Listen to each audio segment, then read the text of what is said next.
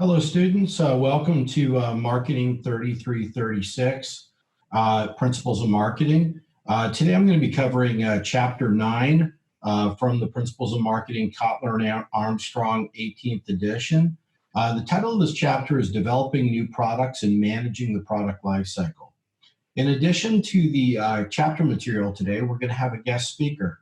So I hope you enjoy the conversation with the guest speaker, and please stay around for that, since much of that will be on the test this week as well. Let's start out by talking about the importance of new products to companies. So if you think about the amount that companies spend, and this is a chart that was put together by PwC, PricewaterhouseCoopers, one of the largest consulting firms in the world.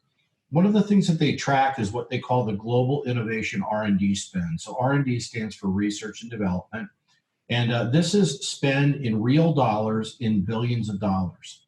So when we say real dollars, that means dollars adjusted for today's value. So a dollar in 2007 wouldn't necessarily be the same as a dollar today. It would probably be worth more. So we adjust it for inflation. So these are all comparable dollars. So if you look at the amount that's being spent, the amount that's spent when contrasting 2007 to 2019 is approximately an 80% increase in research and development spend. So companies are spending more and more money each year on R&D or research and development in order to really keep up with the markets, to be able to bring innovation to market. And that is because customers are expecting more and more from companies. They're expecting that innovation to come quickly and to be rapid.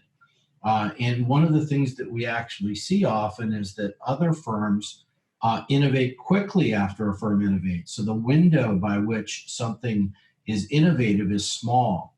So we're going to talk about that today, and we're going to talk about this concept of innovation, R&D, and commercialization, and the role that marketing plays in that function of the research and development within a company. So let's start off by seeing a short video. This is a great.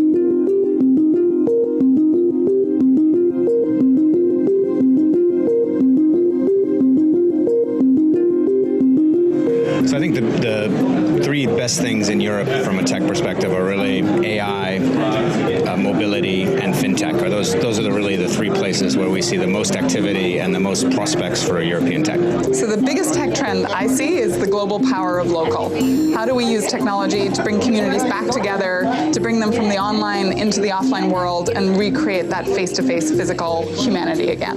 Healthcare is in dire need of disruption. And in my own industry, artificial intelligence and deep machine learning offers a chance to make healthcare more equitable, more accessible, and more affordable to the entire world. I think the biggest tech trend for the next few years is mobility as a service. This is going to be a massive shift to the way we travel, we use transportation, and it's really going to change people's lives. The real issue is what I call hyperconvergence, which is where you take many types of data and create a platform that management can see all of it on. I reckon the next big tech trend will be the disruption of existing industries like retail, like storage, with players coming from the technology angle and software. They could either work with them or displace them. I think one of the ones that we don't talk about enough at the moment, and people are used to the idea of speech recognition, is the natural evolution of that science, which is the elimination of the keyboard.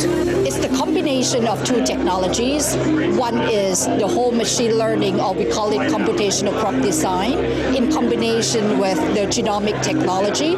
Use those two to solve the food system challenge. I actually think we're moving away from this. Everyone's looking at mobility, or everyone's looking at finance, towards this massive kind of explosion of diversity of ideas. If you look at what we've done over the last couple of years, we've just funded a lot of corporate VCs and a lot of diversity investors to really hunt out people who think differently.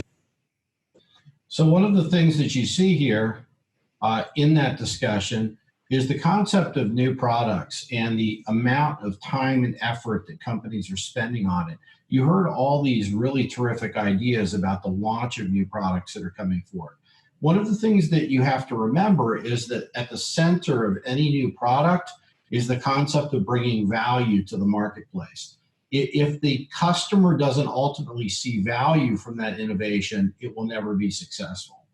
So one of the strategies that firms have been thinking about for some time in the marketplace is two forms of different strategies recently. One is what we call the acquisition strategy. That's when a big company or parent company buys out or acquires the licensing rights or the ability to utilize product from other companies. So what they do is they haven't developed the product or the idea internally, and they don't have the rights to it, but they find other ideas outside and they acquire those ideas, bring them in, and then produce them and commercialize them into the marketplace. That's called acquisition. Also, there's this organic development called new product development, and that is inside the company itself, rather than going outside to buy our opportunities or our technology that we can bring in and buy the licensing rights maybe to it. What we do is we develop that internally within our own organization. So we start from the idea all the way to the finished product and we bring it to the marketplace. And that's called new product development.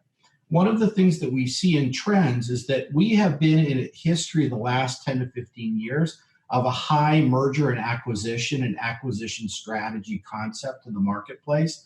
In fact, many companies have been acquiring other companies, merging with companies, and trying to bring them in order to be able to leverage the assets that those companies have and to improve their likelihood of launching and growing the marketplace with new products and new innovation.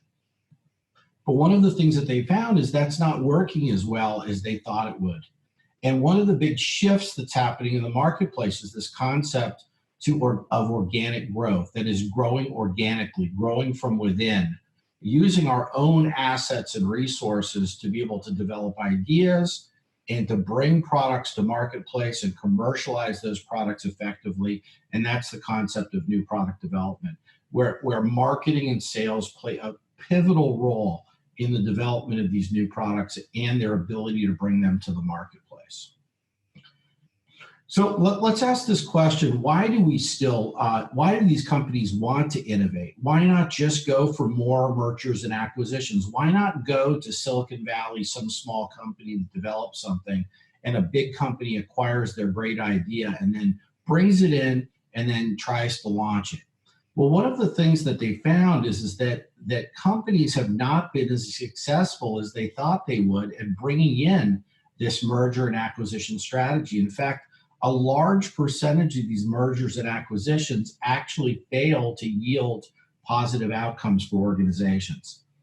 So one of the things that we do know is that top performing organizations, they have a higher percentage of commercial success in their new products. So if we look down at the bottom of this page and we look at the top performing organizations in the market and we look at the bottom performers, look at the percentage of commercial successes of new product launches.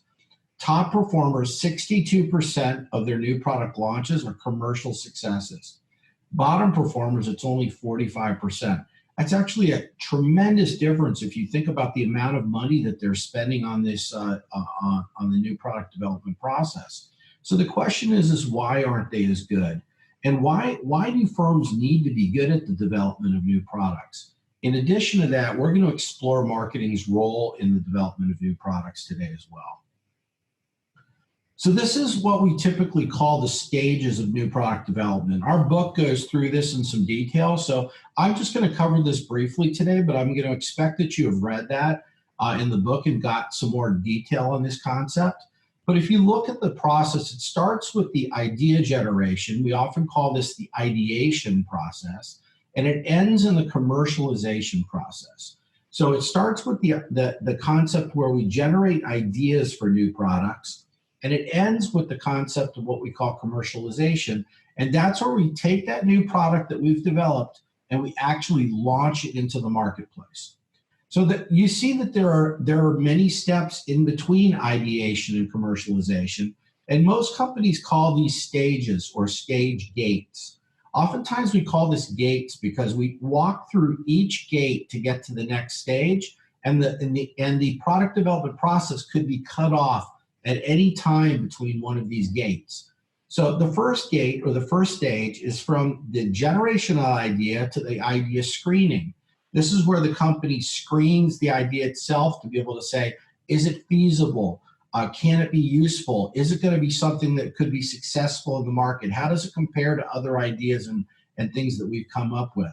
Assuming it makes it past that, it comes to what we call the concept development and testing. This is where we actually test the concept itself. Does it make sense? Is it viable? Could we actually do something with this and produce it? And if it passes that stage, then it goes to the next stage, which is the marketing strategy development. This is where marketing really gets involved and says, how much value will this bring to the consumer? How could we market this and bring it to the market most effectively? What would that take to be able to do that? Where would we price it? How would we position it relative to the competitors in that marketplace? It goes then to a business analysis where they calculate what's the likely revenue that this would make? What's the return on investment? How would it do financially? Assuming it passes that important stage, it moves to the product development stage, where we actually physically make this product and try it out. Then it goes to test marketing, where we try it out in the marketplace. We actually have consumers use it and we sell it maybe in test cities or test markets around the country. And then ultimately it moves to the final stages, which is commercialization. And that's where we roll it out to the entire sales organization, or we start to launch it through the marketing function or e-commerce function of our company. So what we see here is many stages, starting at ideation and ending at commercialization. Now, one of the things that we know is that organizations have reported historically, and this is a study by Booz & Company, another big consulting firm. And what they did was they asked senior executives across a number of major organizations, what are you good at in these stages and which ones are you weak at? And unanimously, almost unanimously, they said, we're pretty good at ideation, the idea generation. We're pretty good at the product selection. We do a pretty good job of product development, but when it gets to the final stage, which we call commercialization, where we're actually launching in the market, that's where we're not successful. And in fact, the biggest single gap is this gap between engagement with customers to prove real-world feasibility and the actual rollout or launch of the product into the marketplace, which is an enormous gap. I actually wrote a Harvard Business Review article on this last year that ended up being the cover article of the Harvard Business Review. And it's something that I've studied a number of years, and it's really a troubling phenomenon for organizations, which is why they're not commercializing effectively. So let's explore this a little bit, and we're also going to explore it in some depth with Verizon, which is a great company of innovation today, and talk to a fellow named Seth, who's one of their leaders at the company, about Verizon's commercialization process. One of the things that we do know, and I mentioned this a little bit earlier, is that firms that do a better job of really focusing on their growth by being organic, that is developing new products and new ideas and bringing them to the market themselves, are the ones that are most successful. So if we look at the bottom third of firms, the middle third, and the top third of firms, the ones that are the most organic are the most successful in their amount of growth. So these are S&P 500 firms, and this is the percentage of growth. And what we can see is in the orange bars, that is the most organic of their growth. And what we see, particularly among the top third, is there's a tremendous advantage to having this organic growth, which is really new product development. The reason we call it organic is we're growing on our own. We're not looking for external sources to be able to make this grow. We're organically growing, so we're doing it ourselves. And it brings in a capability into the organization by doing so. So one of the things I wanted to talk about that's a super, very hot process right now in the marketplace as far as product development is this concept of crowdsourcing. So crowdsourcing has become super popular right now. And one of the things that you might consider looking into a little bit is examples of crowdsourcing. So one of the examples that I'm going to show you briefly is an example of crowdsourcing through Lego. And so what Lego does is actually they put a contest in place that they allow people to come up with ideas for Lego. And if people come up and the users of Lego come up with an awesome idea, they actually share in the profit if Lego ends up making that product and selling it in the marketplace. So I'm going to show you a brief video on that so you can check it out. And hopefully you find that interesting, and maybe some of you who are Lego fans will actually send in ideas to Lego and be able to see this concept of crowdsourcing that's become extremely popular now. Have you ever had an idea for a new Lego set?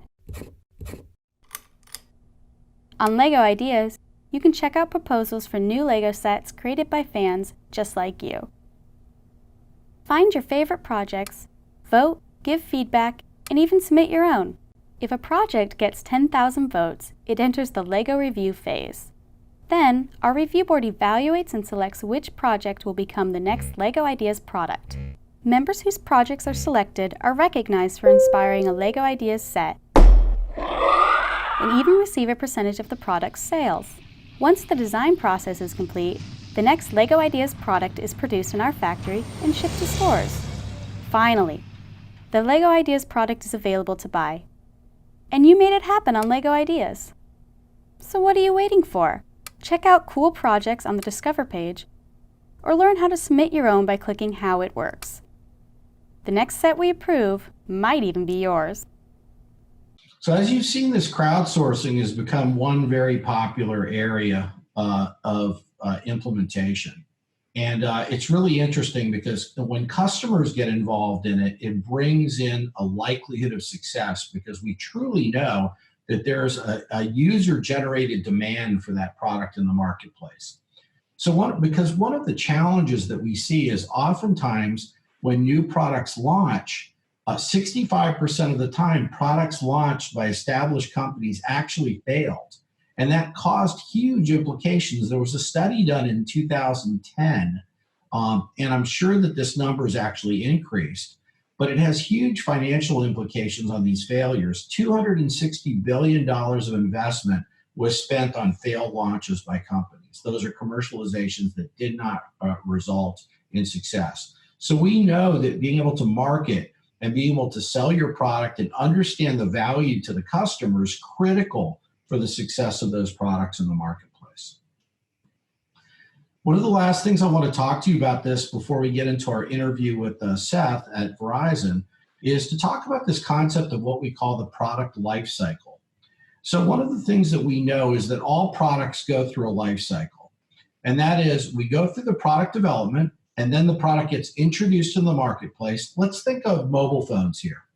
So if we think about smartphones, they develop a smartphone, it gets introduced, people start getting into it, it's the growth phase. People start saying, wow, I really want this mobile phone, and they get into it, it starts to become popular. Then that version of that mobile phone hits the maturity stage where almost everybody, it maximizes the point where the most people have it out there. And then at some point after that, it becomes dated and there's new products that enter the marketplace and it goes into what we call the design phase. But if you look at that, the aqua or the blue line here is the line indicating the sales of the product over time. So what we see is that the sales actually maximizes during the maturity phase. And that happens to be when the profits maximize. Remember, profits are the amount of money that we make per sale is our profit.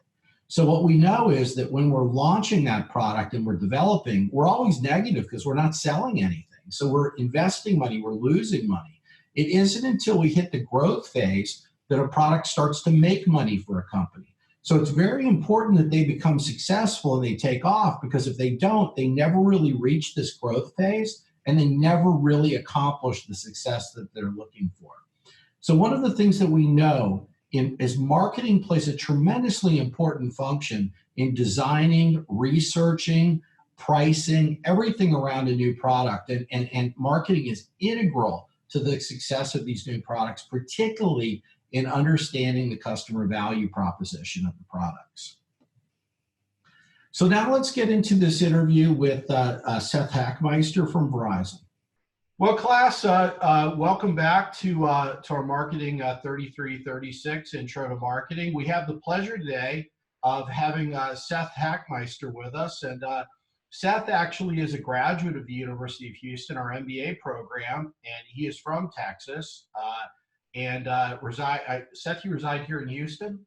Yeah, I'm in the Cypress area. Oh, cool. So he resides in the Houston area, and we've had the pleasure of working with Seth for a while, and working with him both through the marketing as well as the Selling and Sales Excellence Institute. And he's been a great guest for us, and we're looking forward today to talking to him in particular about this topic of new products and a lot about how Verizon launches and leverages their new products for success in their organization. So Seth, you're a director of business and sales at Verizon.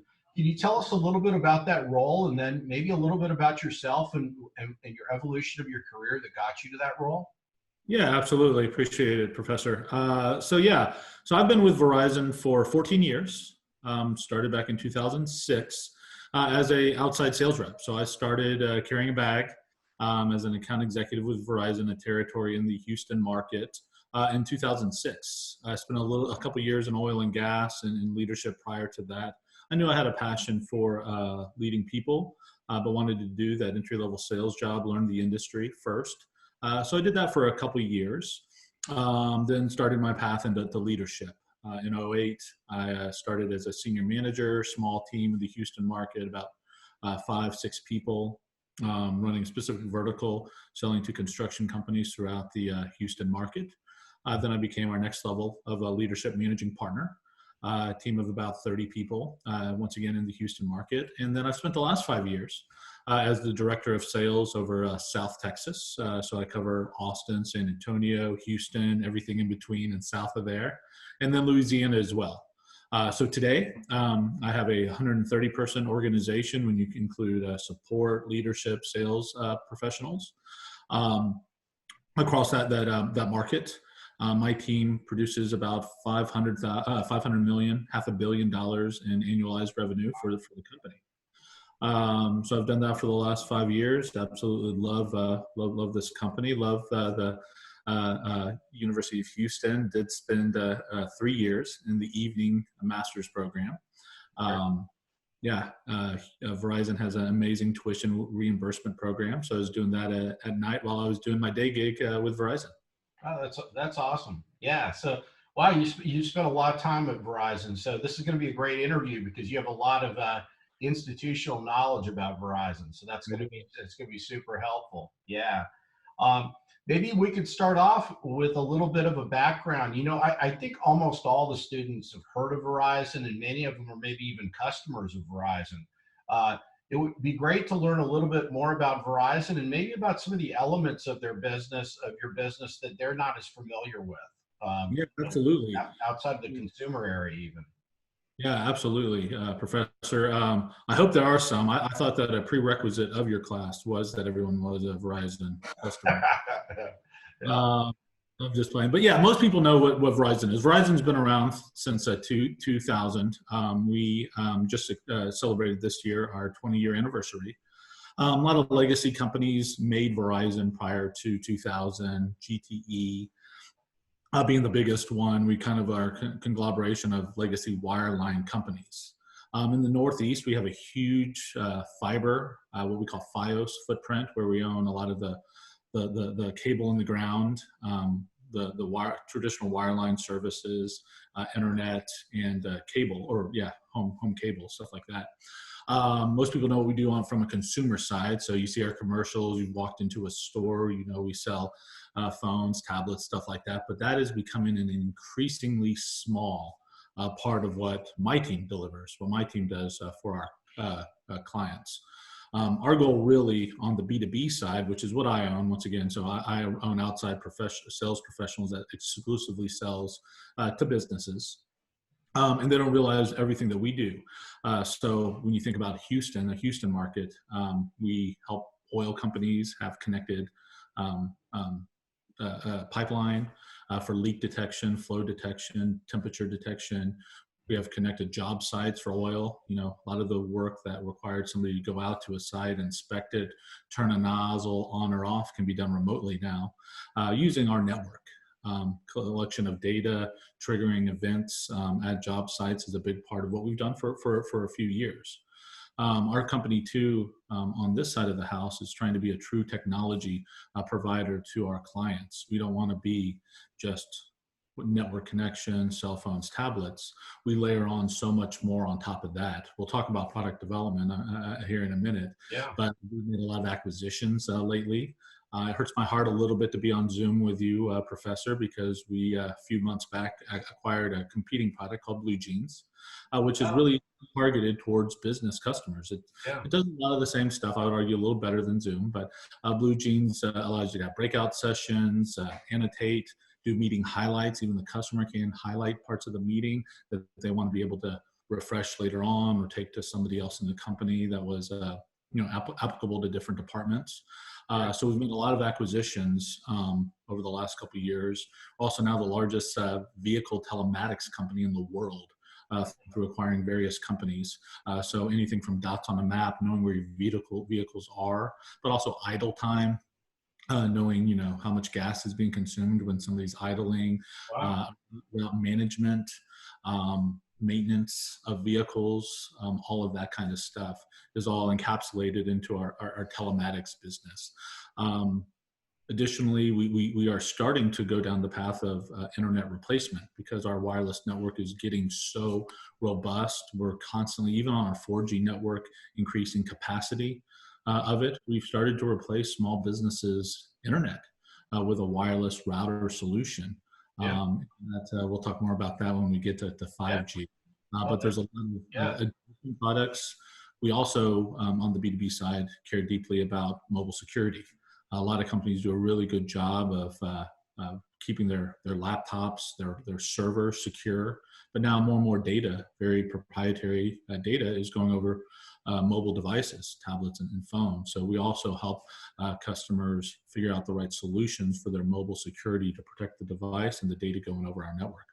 So that's a little touch of some of the other things that we're focused on our side. And our theory too is if we do a good job of all the other stuff, if we differentiate ourselves as a company by talking about these other things that really fill a gap, provide a solution or prevent a risk, then the other core business like the phones and tablets come naturally. So that's a big part of our sales philosophy. That's a really diverse array of offerings for the marketplace. That's that's pretty neat. I really didn't even know the number of offerings that you guys have. That's really interesting. So and it probably takes a lot of effort on your sales and marketing teams to keep up with all the the technology and all of the the features and benefits and everything about all these things to be able to really appropriately sell them into the market. So it's really there's really an expertise level that's required to really be effective at this kind of thing, right? So when somebody comes in, they're probably like a little bit overwhelmed by the amount of information they have to learn to really be effective at the roles. Yeah, I would say that that's very true, Professor. My goal too for my people is really, I call them a quarterback of the relationship.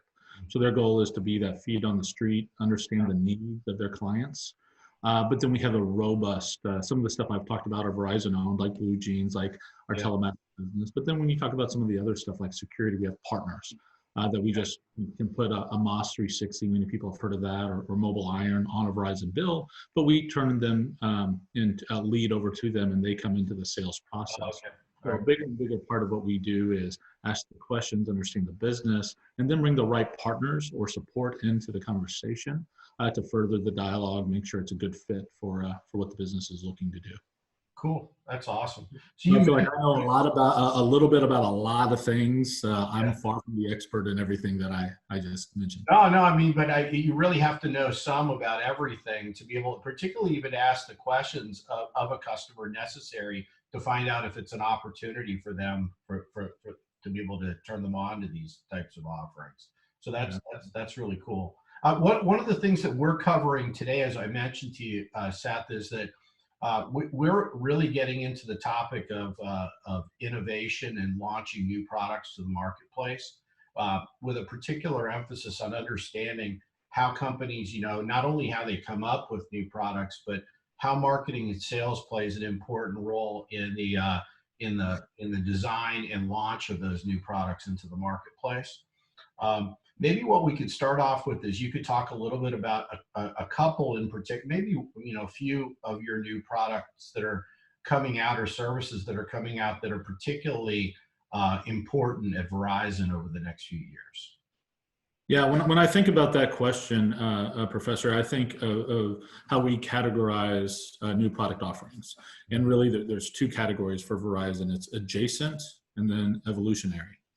When you talk about like adjacent products, I'm talking about things that complement our core competencies around network, particularly best-in-class network coverage.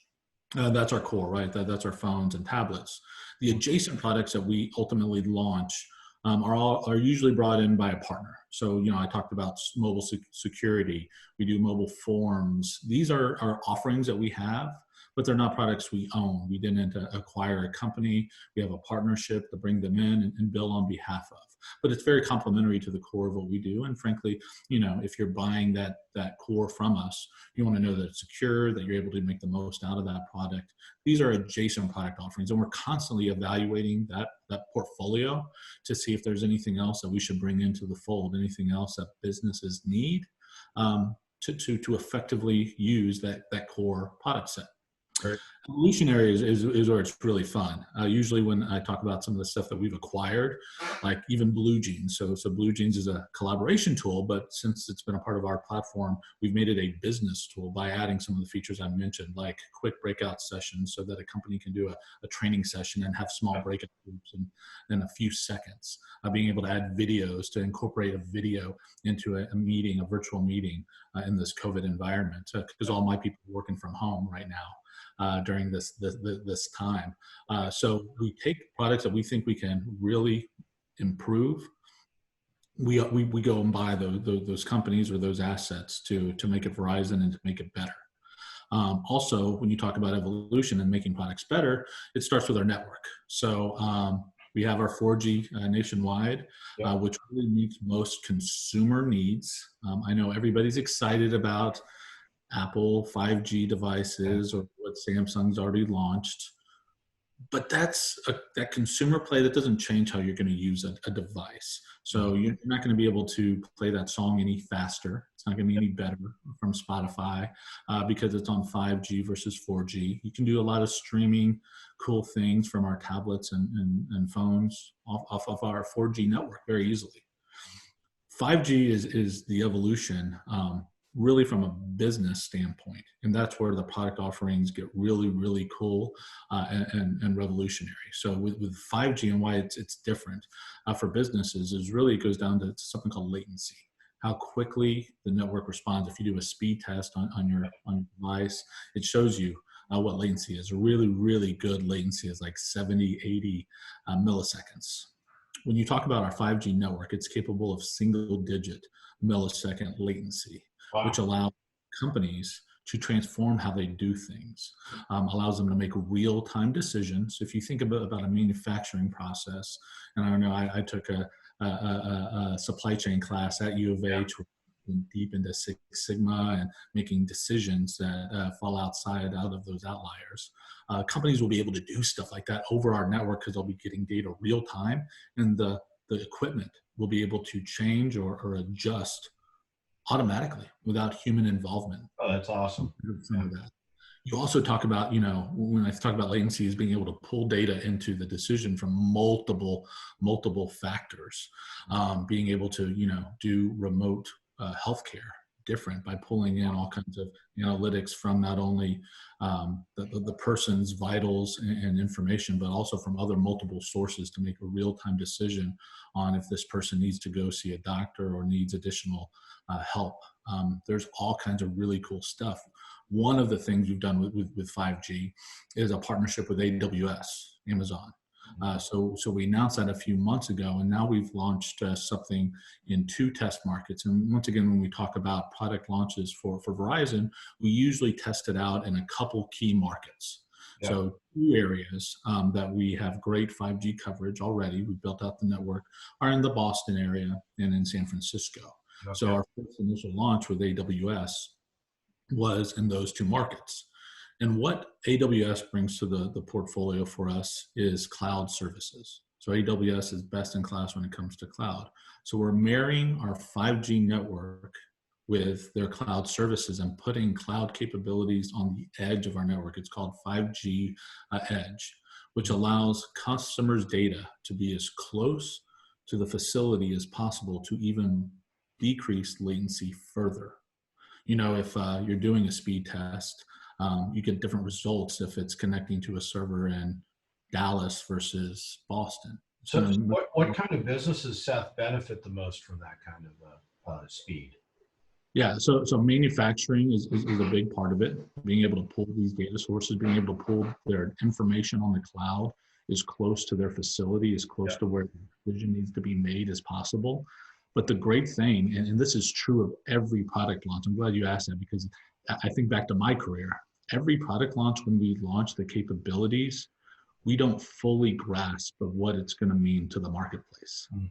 I remember when we launched, just a quick story, 3G. That's when I started as a sales rep, and we launched something called Air Cards that you plugged in. Some of your students probably have never heard of this because it's so long ago.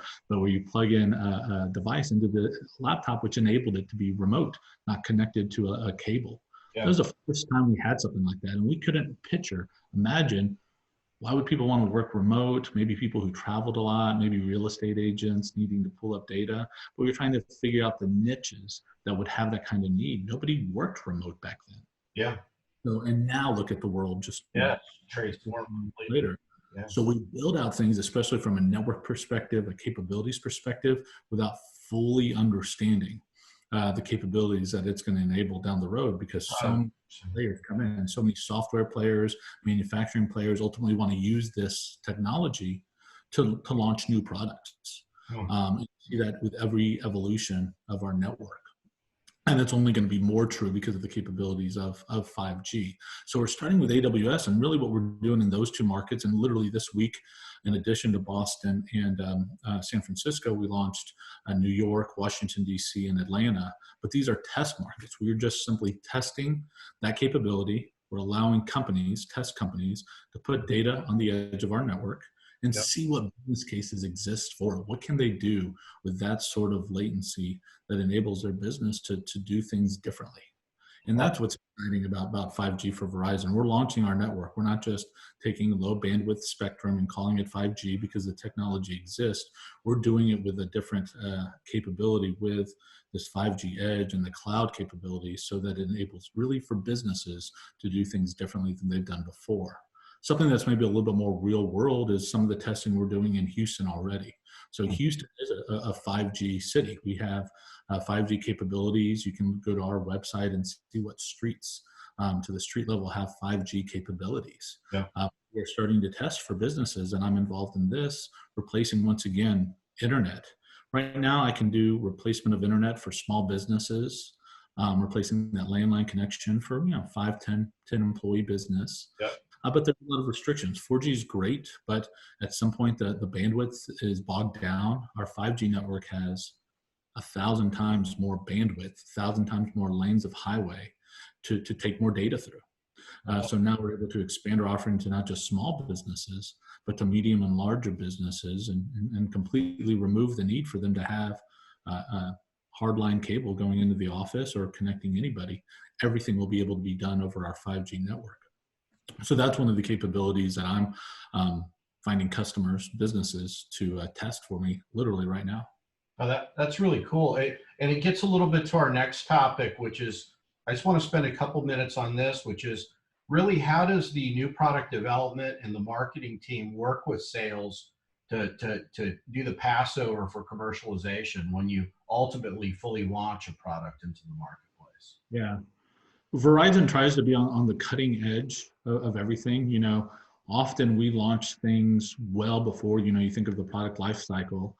before it ever reaches that acceleration or maturity point. This is one of those. It's going to be probably quite some time before we really get the financial benefits of our 5G network and some of the capabilities we've talked about so far.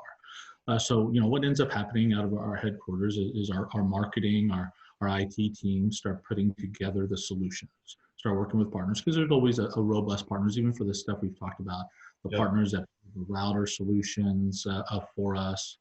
Put the AWS is crucial to that cloud capability I've talked about with 5G Edge. So we bring everyone together, put together the solution, and then we once again find test markets, businesses that would be a good starting point to start building white papers. A crucial part of our business is those white papers and replicating what has worked. So in those test markets, we are trying to uncover all of the uses. We think, manufacturing is a good fit, and, certainly healthcare, but we're also finding, great other uses of that kind of data in the government space, how they can pull big data from stoplights and other security cameras to make real-time decisions about the safety of people, citizens, stuff like that, so that traffic flows or flows better by using security cameras they already have to make decisions on when to time stoplights at different times. So we're continuing to find use cases, but it's usually build the feature set, decide on places that we're going to start launches, small cities. We always start that way with 2, 3, 5 cities to launch, and then we start building the white papers to help commercialize it. That's when, I'll be building white papers for some of our 5G internet solution tests that'll be deployed throughout the country as we continue to improve or increase our 5G footprint. And your sales team takes these white papers out as proof points with your new prospects to be able to show the value that it could bring them in the business. Is that right? Yeah, it helps quantify it. It helps provide data. When it comes to some of the either capabilities or cost savings that we can bring a business, we need those examples to come and say, hey, I'm asking you to do something different than what you have done traditionally. Yep. Businesses, just like people, kind of get stuck in their ways of doing things. And a lot of the stuff that I bring and my team brings to the table is very different than what they've done in the past to run their business. So I have to have that proof. I have to be able to explain to them, this is what we've seen it do, proof that it is done for other businesses in a similar situation as yourself.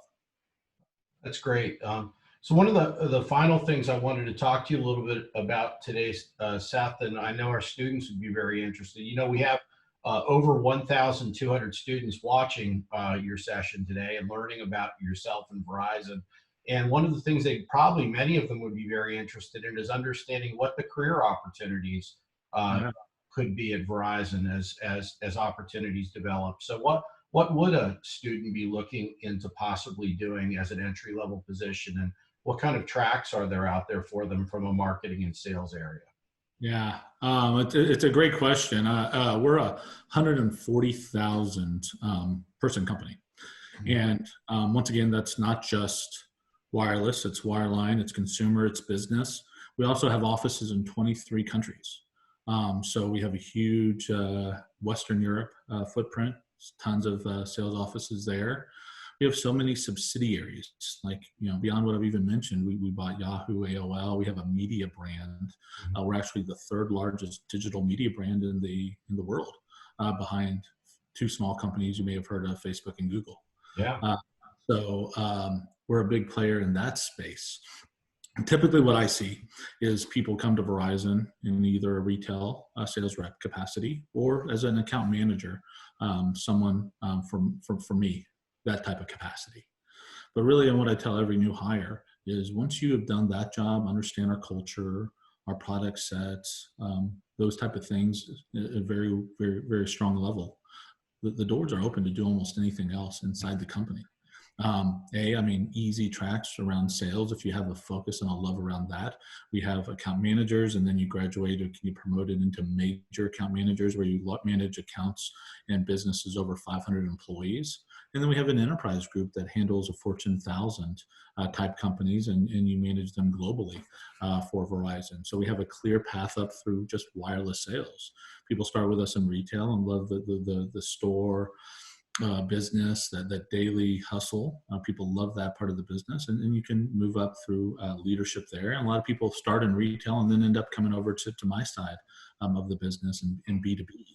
Obviously, we have a great leadership path, which I kind of shared with you, my path. Up through management. But then I've had people go do training for us after they've been a successful sales rep, operations, marketing. I even had somebody go to a finance job and has moved up through finance. And then you have subsidiaries. People have gone and said, hey, I love sales, but I want to learn another part of the business. I'm going to go do our wireline. And wireline, they think of internet, but our wireline business is evolving too, because we do something called software defined wireless access, where you can manage your network traffic even through wireline through a portal. We do all kinds of things around security solutions for that wireline infrastructure that most people don't know we do. So people will go do wireline, our telematics business, Blue Jeans, our collaboration tools. They'll go do different jobs in different parts of the business just to expand their resume and learn more about everything Verizon does. But there's so many subsidiaries, so many different parts of the company. It's endless, and it's ever changing what's available. That's awesome. That's great. And so it sounds like there's a tremendous number of opportunities that could branch off into. And I mean, obviously, you guys are an enormous organization, so there's a lot of opportunities, and even internationally, which many of our students have aspirations to ultimately move internationally. So that's really cool. I always enjoy being in front of your students. Hopefully, they got a lot out of this, and I definitely appreciate the conversation. All right, take care. I'll talk to you soon. Thank you very much.